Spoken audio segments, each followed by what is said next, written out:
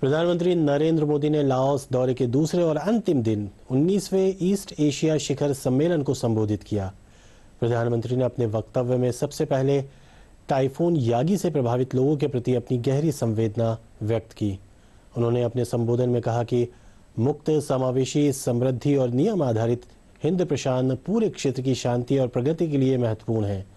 साथ ही उन्होंने कहा कि विस्तारवाद की जगह विकासवाद का दृष्टिकोण होना चाहिए। प्रधानमंत्री ने सम्मेलन से इतर न्यूजीलैंड के प्रधानमंत्री और अमेरिकी विदेश मंत्री से मुलाकात भी की। लाओस दौरे के दूसरे और अंतिम दिन प्रधानमंत्री नरेंद्र मोदी ने 19वें ईस्ट एशिया शिखर सम्मेलन को संबोधित किया। प्रधानमंत्री ने अपने वक्तव्य में सबसे पहले टाइफून यागी से प्रभावित लोगों के प्रति अपनी गहरी संवेदनाएं व्यक्त की। उन्होंने कहा कि इस कठिन घड़ी में ऑपरेशन सद्भाव के माध्यम से हमने मानवीय सहायता उपलब्ध कराई है। प्रधानमंत्री ने अपने संबोधन में कहा कि भारत ने हमेशा आसियान की एकता और केंद्रीयता का समर्थन किया है। साथ ही उन्होंने कहा कि भारत के हिंद प्रशांत विजन और क्वाड के सहयोग के केंद्र में भी आसियान है। पीएम ने कहा कि भारत के इंडो पैसिफिक महासागरों की पहल और इंडो पैसिफिक पर एशियाई आउटलुक के बीच गहरी समानताएं हैं।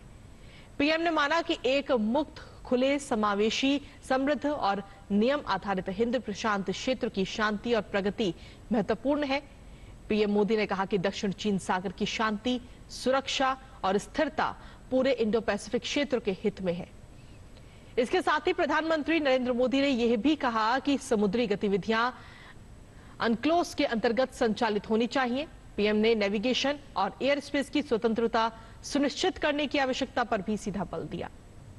इस दौरान उन्होंने कहा कि एक ठोस और प्रभावी आचार संहिता बनाई जानी चाहिए और इसमें क्षेत्रीय देशों की विदेश नीति पर अंकुश नहीं लगाया जाना चाहिए। पीएम ने विस्तारवाद के बजाय विकासवाद के दृष्टिकोण को अपनाने पर जोर दिया। प्रधानमंत्री ने कहा कि म्यांमार की स्थिति पर हम आसियान दृष्टिकोण का समर्थन करते हैं। उन्होंने 5 बिंदुओं पर आम सहमति का भी समर्थन किया।